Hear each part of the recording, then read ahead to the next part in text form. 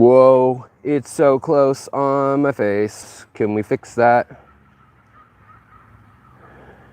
we fix that? Is anybody in here? I know this is unexpected. Hold on, let me adjust all this stuff.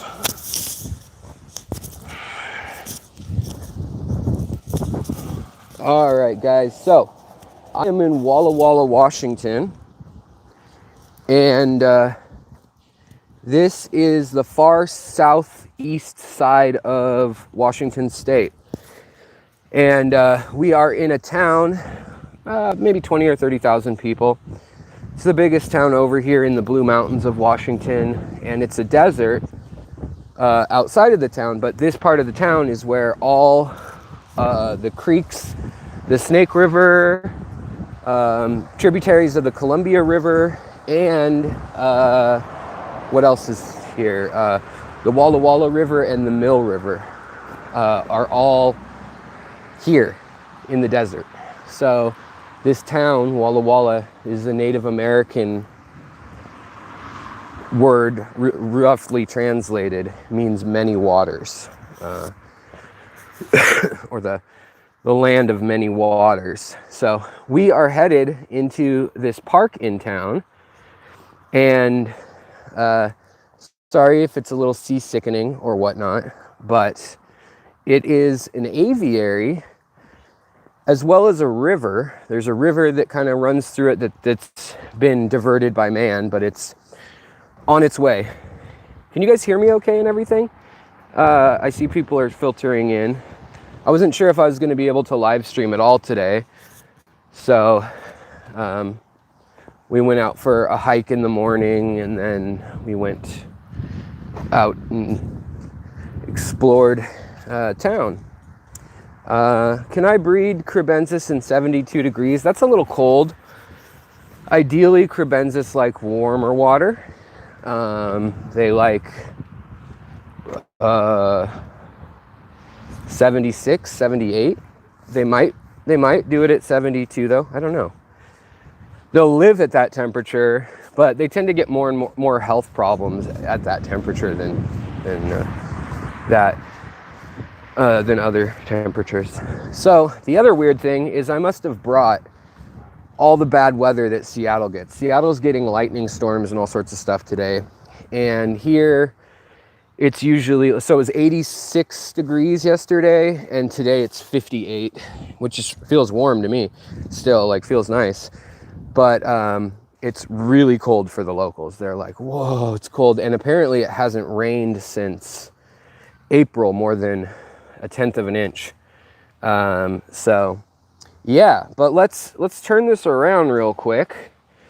I figured I'd show you. I did a tour of a local mom and pop, like literally mom and pop owned shop in town.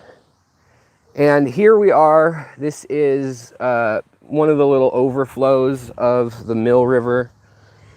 And this is a big aviary that they have at a park in town that's just free and open to the public.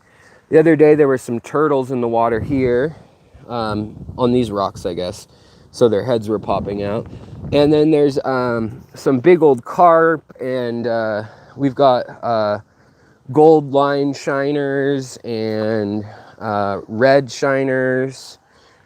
We got lots of different critters that live out here in this neck of the woods. Also, some of the world's largest sturgeon, white sturgeon, live out here as well in the Snake River and Columbia River.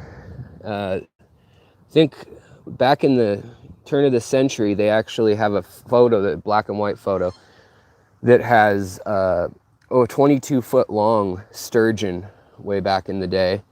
But we're gonna go find this spot where I know there's some carp, like a good amount of them that are big, like 20, 30 pounds, some of them. And also we're gonna walk by this aviary kind of thing where they rehabilitate birds. Even though that's not a fish channel, I figured we'd walk and look. Here we've got 2 swans. Hey guys. So, big old swans, a pair. And then they've got like a little moat in here where the birds and ducks can all hang out. It's mostly, I mean, there's some international birds that they're taking care of too, species-wise, but it's mostly like a little more obscure or rarer wood ducks and owls and pheasants and quails, stuff like that. And then they've got a big tortoise. Maybe you guys can tell me what kind of tortoise it is. I don't know. It's yeah, I don't know its species off the top of my head. But then there's also a lot of fish in this water of some sort. Little fish of some sort. Oh yeah, there's a nice duck right there, a wood duck. We've got a lot of pretty wood. Hold on, let's try to get it still. We've got a lot of pretty wood ducks with lots of color. I don't know if you guys can make that out, but his head is bright orange and he's got a green crest. It's all kind of muted today. Sorry guys, I'm walking and talking and I don't know. I figured it was better than nothing to hop on here and say hi.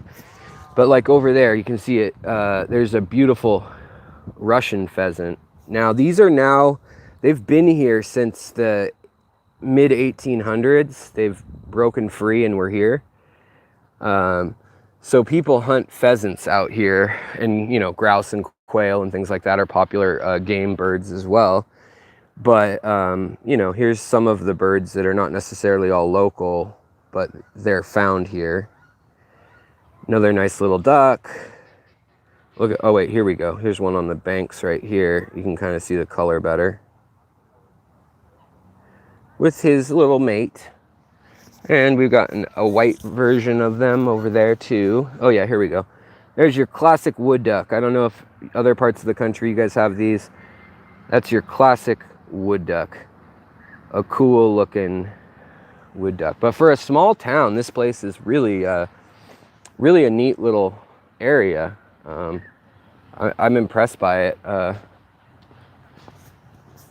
And this town is kind of the end of the road as far as you'd say, I guess, in that it has, there's nowhere else to go. Yeah, there's like a little quail maybe.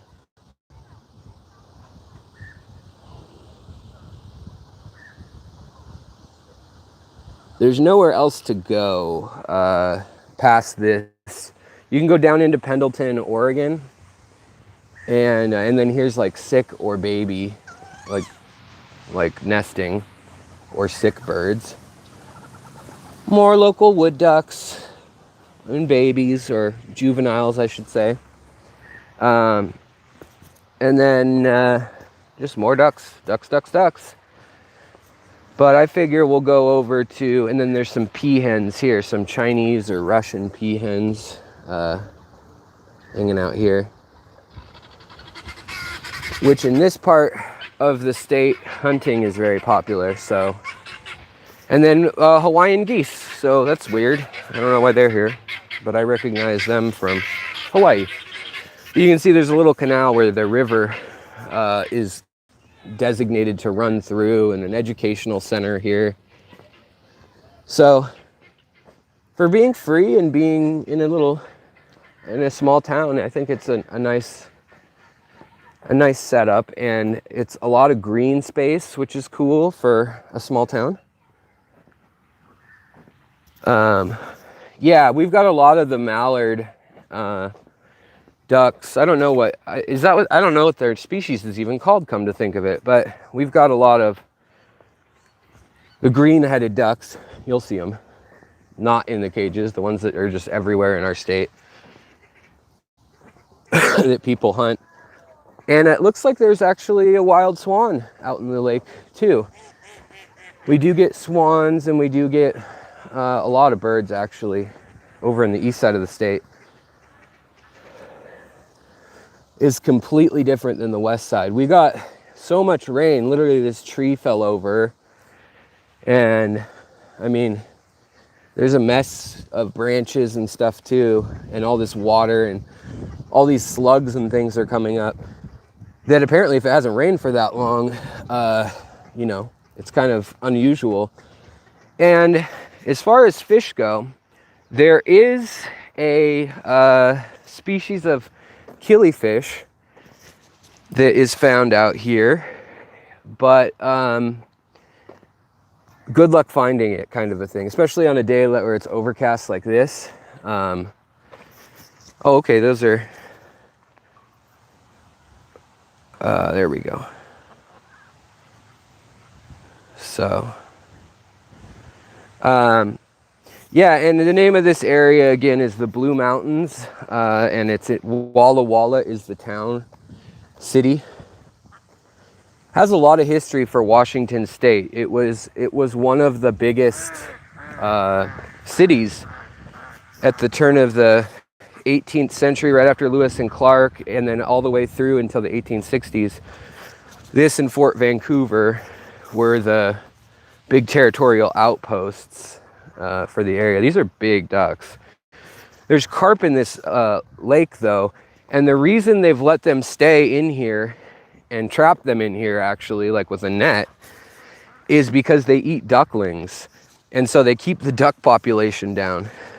But a lot of people don't know that Washington State is predominantly desert. I posted some pictures, and I took video at the local pet store. There is a pet store here, fish store and Granger kind of supply type place. Hopefully we'll see some carp in a minute, but it's just terrible lighting, and this is ironically the best time of the day to try to find them.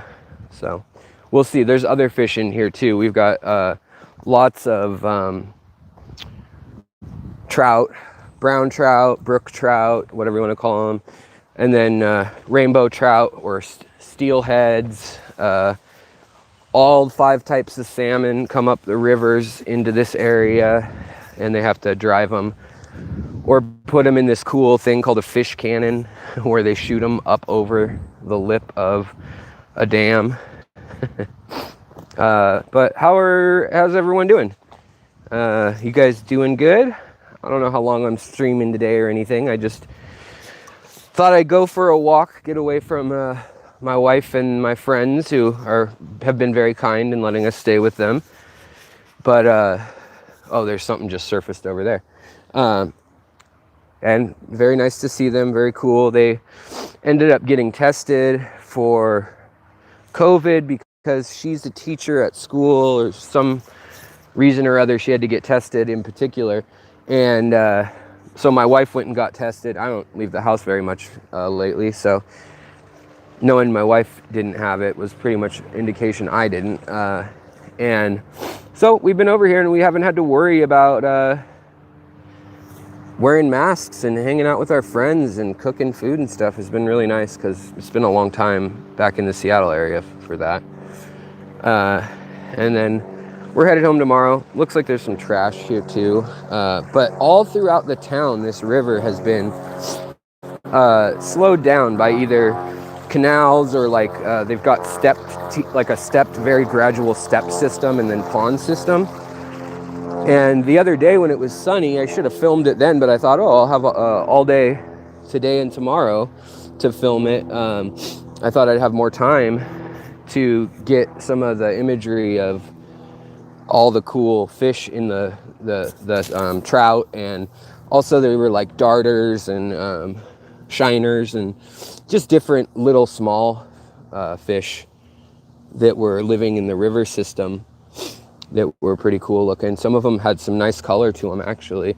There's one that's a golden colored shiner that has a big gold, and not just like slightly gold, but bright yellow, like school bus yellow gold color on it. Doesn't look like there's anything other than a few random little minnows that probably won't pick up. I don't know, maybe they'll pick up on camera here in this pond. I think this is just like a drainage pond on this side. But in any case, I figured I didn't know what I'd show you, but if you get out of the town, it goes back to desert. You can kind of see it out there, and mountains pretty quickly. People don't know it about Washington, but Washington In the summer here, they had a day that was 119 degrees. I mean, like I said, no measurable rainfall since April here this year. And then we got 2 inches today. But people don't know that about the east side of the state. Like, geographically speaking, and area-wise, the state is more desert than it is rainy Seattle kind of weather. You go over the mountains that are, I mean, some of them are up to 10,000 feet or 3,500 meters or so tall. But for the most part, the pass is about 5,000 feet. And you go over that and the weather is just completely different. The pine trees end within a matter of 10 miles. It goes from Doug firs and cedars to pine trees and then to completely nothing, just scrub, sagebrush, and then exposed land. You can see there's another duck here. Big old duck. But I'm not seeing the carp like I saw the other day. I don't know if the rain has them kind of flustered and out. There's also apparently perch and there's perch and bass in here too. But I don't know. I didn't see any of those firsthand. I saw the big carp. I mean, they're like 30 inches long, big black carp. And when they mate, they jump all over and make noise and all that. But it's in the middle of the town, and yeah, so that's where I'm at. Yeah, kind of a catch and release little pond. And I'm sure if most people around here had their way, it might be a duck hunting pond, but they're protected here for now. They're not outside of town though. The big area where people come hunting east of here, about 30 minutes. People. All right, hey guys, sorry if I lost you. I don't know. The connection's probably terrible here for all I know. Probably terrible. But I just wanted to say hi and let you know, I'm out of town, so that's why I didn't get in a stream. But I'm thinking maybe tomorrow night I'll do like a quote unquote normal stream. But yeah, if the connection's bad, especially, I don't want to waste people's time just talking and it lagging. It's annoying. But yeah, so I'll just finish up this little walk back out of the park. And yeah, I just wanted to say hi to everybody, see how everyone was doing, see if anyone had any burning questions that needed answering. This is what's real common out here, is this iron-rich rock that's lava rock, basalt. And this whole area down here was spared from the Missoula flood. But if you look up the Missoula flood, it's a really fascinating event. There was a dam made out of ice and held up between the mountains that went all the way up into Alberta and up into Montana. And it was held back around 15,000 to 12,000 years ago. And several times the big wall of ice broke free. I'm trying to remember the name of the pass that represents that. Oh, and I'll show you guys the tortoise before I go. But yeah, the big pass broke free, and a wave, they think in some spots where it went through some canyons, that it was all the way up to 500 feet tall and moving a couple hundred miles an hour probably. And it totally ruined all the above the bedrock substrate and soil for the area, and just totally removed it in this big swath of Washington. So there's a whole area where nothing grows. We call the Badlands, just like you would call it that in South Dakota, North Dakota. Different reasons. But yeah, so we'll go by the tortoise in a minute here. Maybe someone can tell me what it is and I can tell my friends. We got some interesting little birds. Look at this little guy with the tufts on his feet.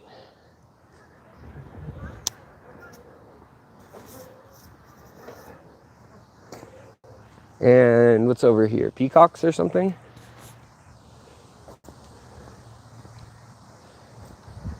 Oh, the internet wouldn't let you join? I'm sorry. Yeah, that's the other thing. For those of you who don't know, haven't heard, maybe you're checking in for the first time in a while. I do have a membership tier now, and I've been uploading content.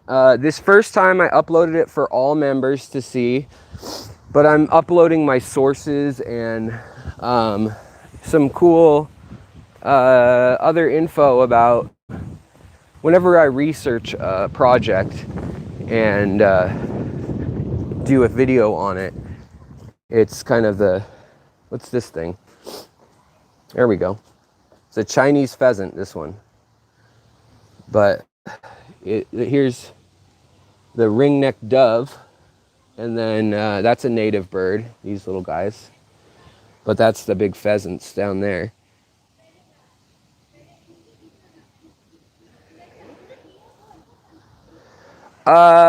David, I would sell you my bristlenose plecos, but I sold most of all of them already, unfortunately. Let's see here. Alex, let's see. I have 4 rams and 4 angels in a 40 breeder, along with a betta and an L129. Alex, will angels and rams live together in a 40? I would say you need more than a few plants, ideally. The rams are going to be skittish.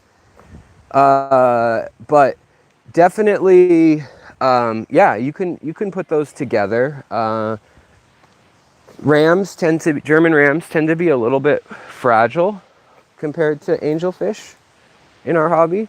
You might want to try like a pistos or something other than a ram, but yeah, I mean, something like that would work. So let's see here.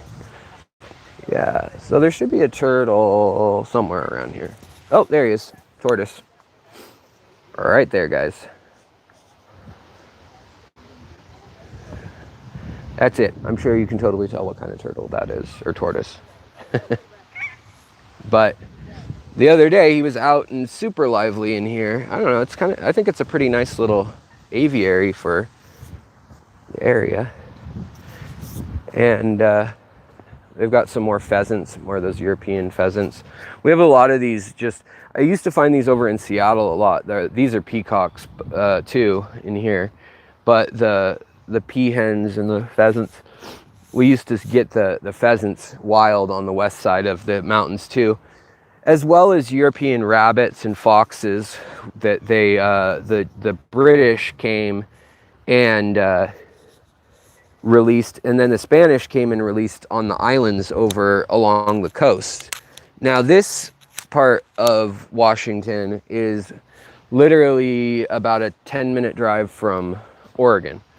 So we're right in southern Washington, and probably, I don't know, half-hour drive to Idaho, maybe, something like that, or less. So yeah, that's what's going on here, and I just figured I'd hop on here and say hi. Felt bad not streaming as at the normal Saturday and Tuesday times, or Wednesday and Sunday, depending on the week, I guess. But there were some little fish I was trying to identify in this body of water the other day, and I think just with all the rain, either they followed the fresh water out of this area that's kind of stagnant, or are feeding probably on whatever came in, or it's too cold today, because it is very cold today. Even the ducks are bundled up. You know, they're doing they stand on one foot. They found out the flamingos do it too, but they now know that it's to conserve heat and their metabolism. Even though they live in hot climates and things, standing in water all day will tend to get them pretty cold, chilled, and so they do it. There were a lot of wives' tales of why ducks and birds stand on one foot, but circulation and body heat conservation in a metabolistic sense is the main reason. They use less energy when they don't have to keep themselves cold-blooded, don't have to keep themselves active when they don't have enough energy in their input from their environment. All right, we got a super chat, looks like, or a sticker from Curtis. Thank you so much. I appreciate that. But yeah, I just wanted to touch base with you guys and say hi. That's I don't have too much fish news right now. But like I said, I interviewed the local fish store here that's been here since the 70s. Very DIY bred. I bet some of you have more gallons at home than they have in this store, but it was interesting to talk with them, and you know, short video will be made about that. And by short, I mean 20 minutes or so, because I can't do anything super short. But yeah, so I hope everybody's having a good day, staying safe, staying warm, dry, if you're in the path of Delta, all that stuff. But yeah, that's that, and I'll probably be streaming tomorrow. It'll probably take me about 5 hours to drive back to Seattle in the morning, but I will be doing it, and probably in the evening, maybe 4 or 5 p.m., something like that. I don't know. It depends. I'll be streaming at some point, and I'll try to upload it when I know when it'll be, and we can get more into questions if you guys need any 411 on the fish and so forth. I might also be stopping at a spot on the way home in the heart of the desert out here. And there's no plant life really growing except right near the river, the Columbia River. A spot called Vantage. If you look up Vantage, Washington, VANTAGE, Washington State, you'll be like, what? That's Washington? Nobody ever believes me when I send pictures. It looks like the Arizona desert, and I mean, a lot of the state does. But yeah,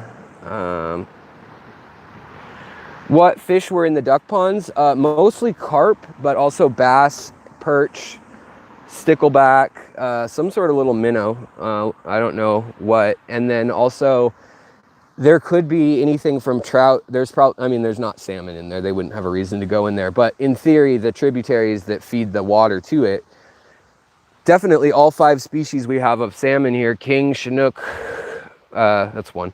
And then there's coho, and then there's chum, and there's the pinks or humpies, and then there's steelhead. Salmon all live in the rivers here. And then some of the world's biggest sturgeon, the white sturgeon, also lives here. Just like Russia, we've got the same big sturgeons out here in the Snake River. A place called Hell's Canyon also is known for their sturgeon. So, and yes, we have lots of sticklebacks here. We have sticklebacks in Washington State everywhere. They are from saltwater originally, but sticklebacks, there's actually bull sharks and seals and all sorts of crazy stuff that swam up the Columbia River before. We see seals for 40, 50 miles on a daily basis up that river, but the river goes a good 500 or 600 miles and then up into Canada. And it's a huge river. It's the 3rd biggest maybe in the country. Let me think about that. Probably the Colorado, by volume, I think it's the 2nd biggest behind the Mississippi, I would guess. I don't know, you guys can look that up. I guess I shouldn't don't quote me, but yeah, we do have a lot of beautiful nature here in Washington. If I go west from Seattle and over on a ferry or borrow a boat from a friend or sail, it's temperate rainforest, beautiful lush moss rainforest. And if I go 2 hours east, it's desert. And so in the winter here, it gets real cold and just dry, cold and dry.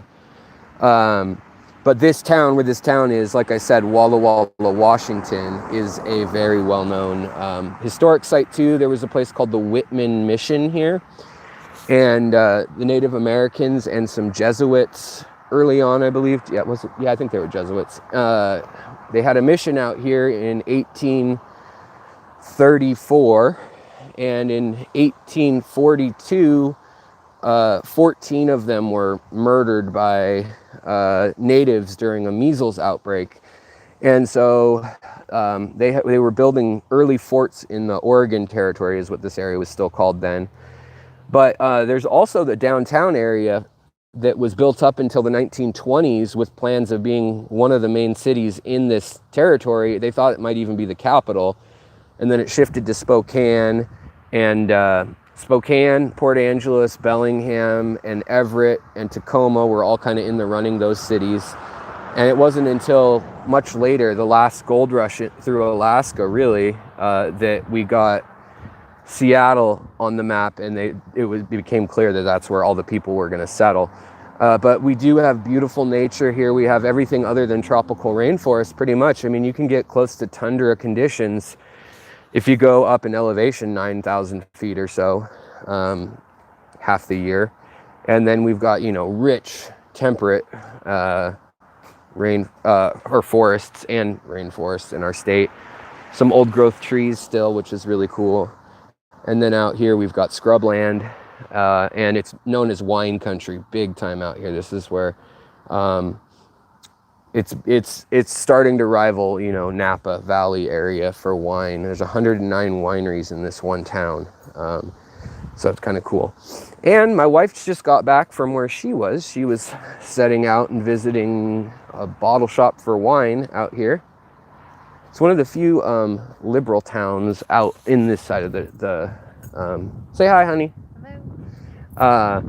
Yeah, it's one of the few liberal towns out on this side of the mountains. It tends to be very conservative and agricultural, but it's really beautiful over here. And over here we start to get into, if you were to go from here to Boise as the crow flies, you would go over some really pretty mountains that are still very remote. Not even many roads through it, like Forest Service roads, and that's about it. Still a bit of a drive to Boise, but yeah, so, or Salt Lake for that matter. But thank you so much. I see another super chat from Dan. I appreciate that. Happy birthday. Also, by the way, I couldn't sign off without a happy birthday to Mr. Dan.